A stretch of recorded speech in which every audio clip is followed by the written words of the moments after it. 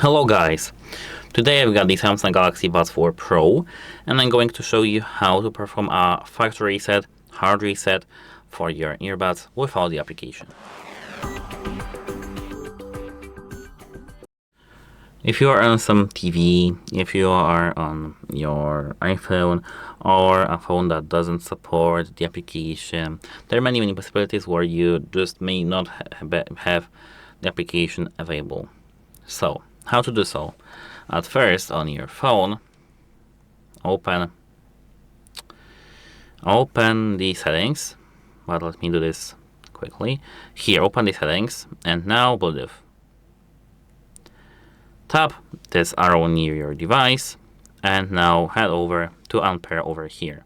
Once your device is unpaired, we can see our earbuds here not be available because they are not factory resetted yet.